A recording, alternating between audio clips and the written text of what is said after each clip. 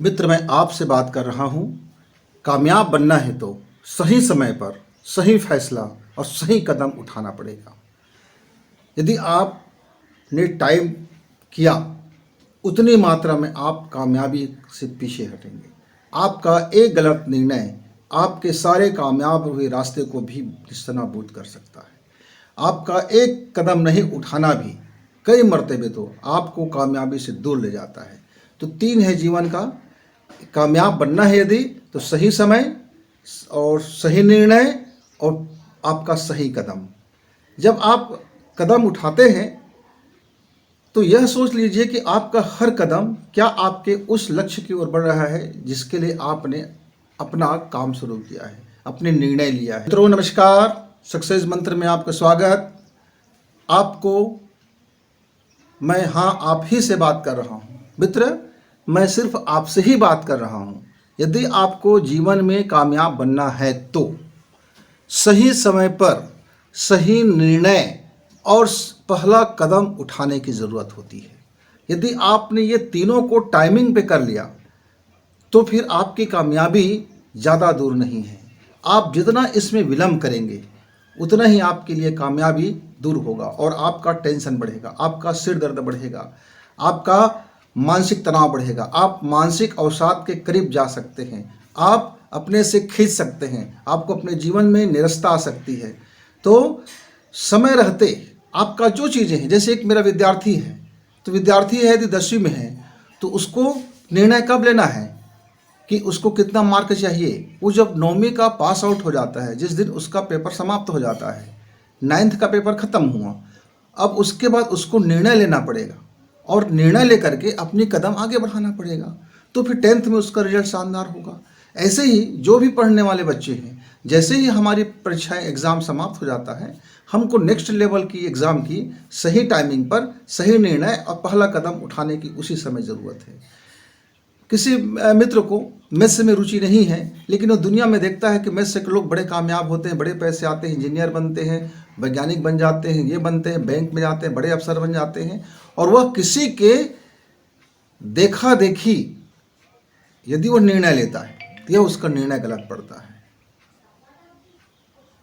क्योंकि सदैव वह इस निर्णय के पक्ष में नहीं था, उसका नेचर नहीं था। तो मित्र, आपको समझने के लिए आपको अपने साइकोलॉजी को समझना होगा।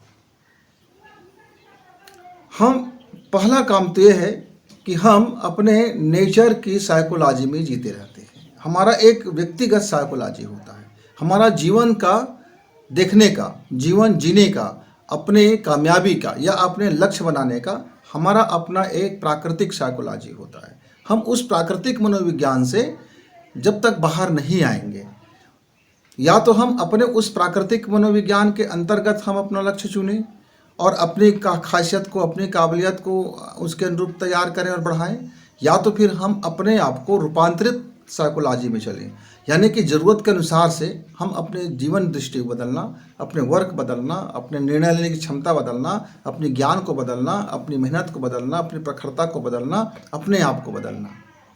दूसरा हो गया।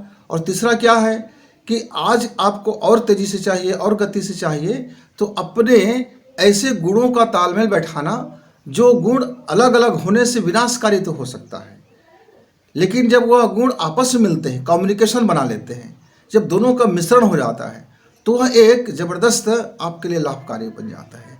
जैसे उदाहरण के लिए आप ऑक्सीजन को सिलेंडर में भर दीजिए और छोड़ दीजिए, और यदि तो वो आग लगा देगा, आपका आग लगा देगा। और ऑक्सीजन का वही गुण यदि हाइड्रोजन के साथ एक सही तालमेल बैठा दिया, एक मिश्रण हो गया, तो वह जो ऑक्सीजन का जो गुण था और जो हाइड्रोजन का जो गुण था, दोनों मिलकर के पानी बना दिया, अद्भुत चीज़ उत्पन्न हो गया। तो मित्र, जीवन में भी अपने साइकोलॉजी को समझिए।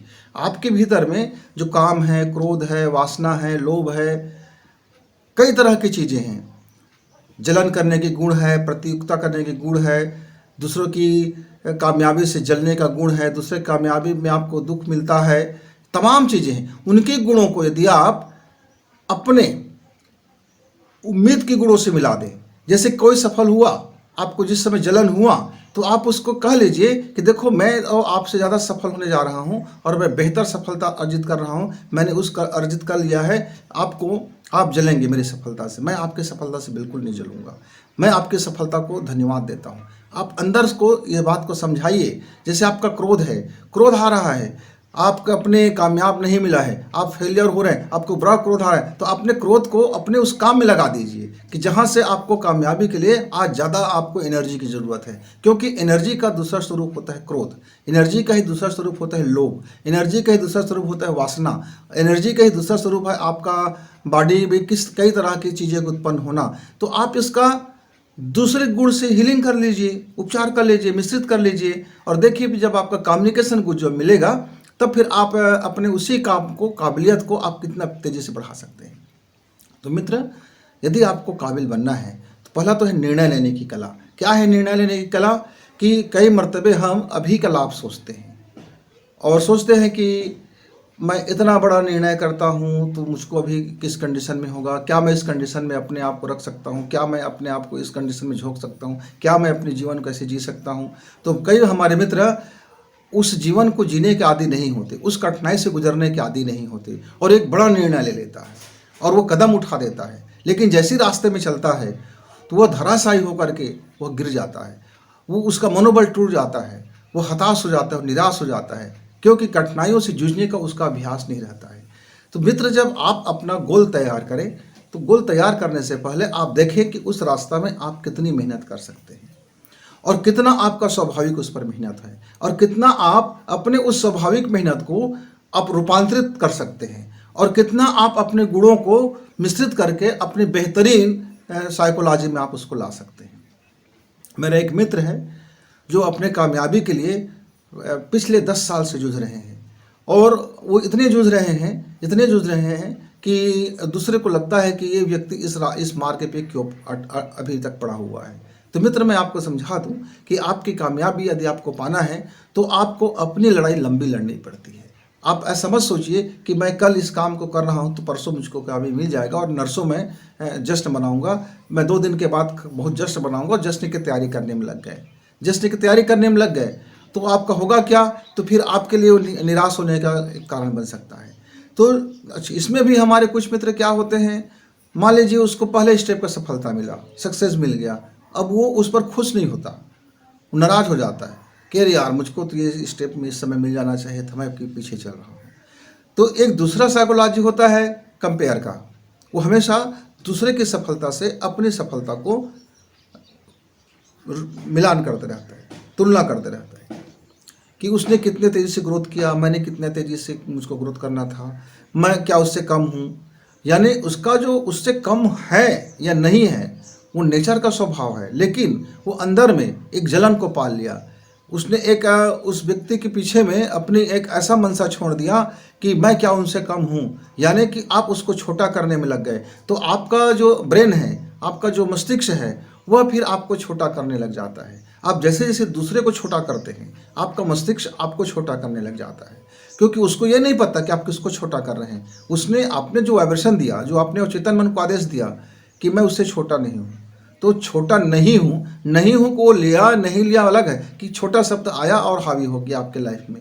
इस तरह से एक हमारे वो मित्र होते हैं जो जीवन की कितनी भी कठिनाई आते रहते हैं, लेकिन हर कठिनाई के पीछे जो उसको सबक मिलता है, जिसको सीख मिलता है, वह फिर सोचता है कि चलो इस रास्ते में मुझको चलने में ये कठिनाई आया और मैं अपनी मनवांछित सफलता तक नहीं पहुंचा, लेकिन मैं इतना तो पहुंचा हूं, तो मैं इस मार्ग को यदि थोड़ा सा बदल लूं, इसमें क्या क्या मुझको मिलाना है, कितनी मेहनत करना है, कितनी मुझको धन संपदा लगाना है, कितनी मुझको मानसिक मेहनत करना है, कितना शारीरिक मेहनत करना है, कितना पब्लिक को मैं अपने अपने डोमेन में लेके आऊँ, कितना मैं मित्रों को अपने काम में लगाऊँ। और वह एक चैनल बनाता है और एक ग्रुप बना लेता है, मानसिक ग्रुप बना लेता है, मानसिक, शारीरिक और आर्थिक, इन सारे चीज़ों का एक वो मिशन बना लेता है। और मिशन बना करके वो जब जीवन में चलता है, वो धीरे धीरे करके जब वो देखता है कि काफ़ी सफल हो चुका है, वो हर बार अपने सफलता को थैंक यू देता है कि चलो मैं यहाँ तक आया हूँ जिस पुरुषार्थ से, मैं अपने पुरुषार्थ में थोड़ा और लगा देता हूँ, मैं थोड़ा और लगा देता हूँ, थोड़ा इस पर मैं क्या बदलाव कर सकता हूँ। उसका मूल बेस बदलता नहीं है, उसका जो बेस है, लक्ष्य है, वो तो है, पर उस लक्ष्य को प्राप्त करने में यदि बीच बीच में समीक्षा करना पड़े तो कीजिए, और अपने साइकोलॉजी भी बदलिए, अपनी विचारधारा भी बदलिए, अपने खान पान भी बदलिए, अपनी जीवन शैली भी बदलिए, जो उस वक्त का जो डिमांड है उस डिमांड को लेने के लिए। लेकिन आप इस पर ध्यान दीजिए, आप जितना ज़्यादा नैतिक पतन होते जाएंगे, एक दिन आपका वह सफलता ही आपको ले डूबेगा, वो आपका विनाश का कारण बनेगा। तो आप सफलता के मार्ग में जब भी चले मित्र, तो अपने मानवता के गुण, अपने नैतिक गुण, अपना चारित्रिक गुण बचा के रखें। ये 3 गुण ऐसे गुण हैं कि आपके कठिन से कठिन समय में भी वो आपको ऐसा संबल देगा, इतना ताकत देगा, इतनी प्रखरता देगा, इतनी ओजस्वता देगा कि वह आपको हारने नहीं देगा। लेकिन इन तीनों गुणों में से आप यदि किसी भी गुण को आप डैमेज करते हैं तो आपकी एनर्जी ही आपको खा बैठेगा, फिर आपका एनर्जी ही आपके लिए तबाही का कारण बनेगा। फिर आप कितना भी सफल क्यों न हो जाओ, अंत में जाकर के आप देखेंगे कि आप बुरी तरह से अब असफल हो गए, सारी सफलता का पैमाना नीचे गिर गया। ढेरों सारे उदाहरण हैं, मैं नाम लेना नहीं चाहता हूँ, कितने उदाहरण हैं आप देख लीजिए। और कितने ऐसे भी उदाहरण हैं जिन्होंने जीवन को हर पल को संघर्ष माना, हर पथ को कहा कि ये जो मेरा एक कदम है, यह मेरा कदम मेरे लिए चुनौती है और मैं उस चुनौती को स्वीकार करता हूँ। और उसने उस कदम को चुनौती स्वीकार किया और वो सफलता मिला उसको कि वो टिका रहा। मैं एक मित्र है मेरा, जिन्हें काफ़ी मुफलिसी में दिन गुजारना पड़ रहा है, काफ़ी संघर्ष कर रहा है, वह एक एक क्षण को संघर्ष में गुजार रहा है। लेकिन पहले उसके मन में निराशा था क्योंकि एक कामयाबी उसको मिल चुका था, फिर वो कामयाबी बीच में गैप हो गया। तो जो गैप में आता है तो मानसिक रूप से आदमी अवसादग्रस्त हो जाता है, मानसिक रूप से आदमी टार्चर हो जाता है, वह उसका आर्थिक क्षति भी होता है, सामाजिक क्षति भी होता है, और इस तरह से उसके पास ढेरों सारे समस्याएं आ जाते हैं। लेकिन उस मित्र ने एक रास्ता अपना लिया कि मुझको हर हाल में अपने वर्क में, अपने काम में, अपने पैशन में, अपने प्रोफेशनल में जुटे रहना है। और वह मुफलिसी के दिनों में भी, चाहे वो सड़क के किनारे क्यों न गुजारना पड़े, तंबू में गुजारना पड़ा, मंदिरों में गुजारना पड़ रहा है, आश्रम में गुजारना पड़ रहा है, किसी दोस्त के घर के बरामदे में गुजारना पड़ रहा है, वह उसको ठेले में उसको भोजन करना पड़ रहा है, उसको कहीं न कहीं छोटी छोटी चीज़ों से उसको गुजारा करना पड़ रहा है। लेकिन उसके भीतर में जो जज्बात है और जो संघर्ष चल रहा है, जो अपने काम कर रहे हैं, आप देखना बहुत जल्दी उस मित्र को बड़ी सफलता मिलने वाला है। उस मित्र को उसके जीवन में एक पूरी तरह से बदलाव होने वाला है। क्यों?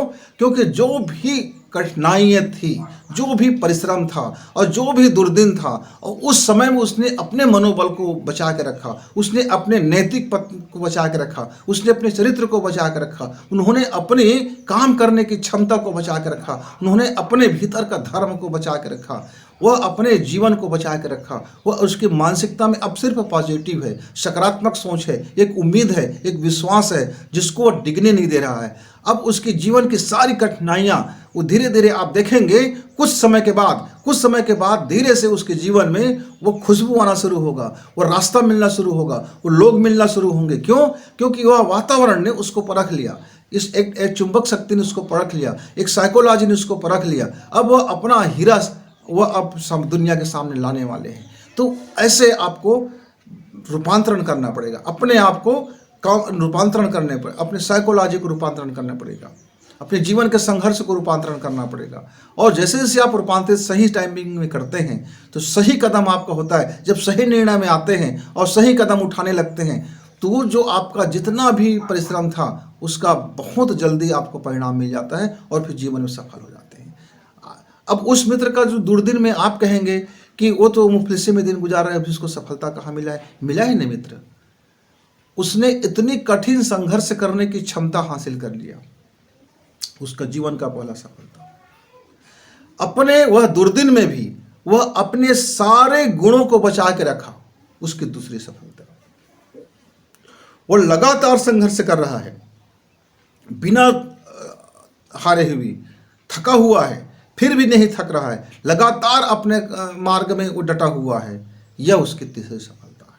अब जो चौथी सफलता आता है, जब इतनी सफलता उनके साथ मिल जाता है तब चौथी सफलता को आने में वक्त नहीं लगता, क्योंकि ये जीवन भर ये तीनों सफलताएं काम करती हैं। आपका शोहरत मिल गया, आपका नैतिक पतन होगा, आपकी सफलता चला जाएगा। आपको काम मिल गया, आप आलसी हो जाओगे तो आपकी सफलता चला जाएगा।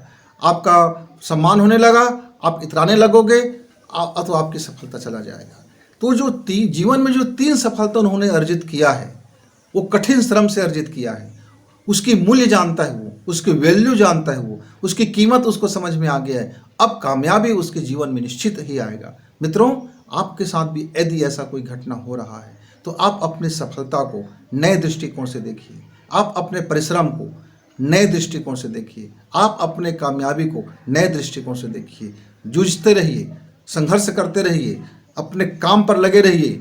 न थकना है, न हारना है, न टूटना है, न डिप्रेशन में आना है, न हाय हाय करना है, न रोना है। जीवन है, इस जीवन की पाठशाला में आपका जो भूमिका मिला हुआ है, वो भूमिका को पूरा कीजिए। हर जब कोई भूमिका जब अच्छी होती है तो उसकी तारीफ हर जगह मिलता है। आपके जीवन की भूमिका में अभी जो रोल आपको मिला हुआ है, जो आपके जीवन में जो कर्म में आपको रोल मिला हुआ है, उसका बीज अब वृक्ष बनने जा रहा है। मित्र, यह वृक्ष जब फलेगा, जब फूलेगा, जब फलेगा, तब उसकी जो कामयाबी का जो स्वाद है वो आपको तब महसूस होगा कि मेरा वह जो दुर्दिन था, वह जो मेरा संघर्ष का दिन था, वही मेरे कामयाबी का द्वार खोला है।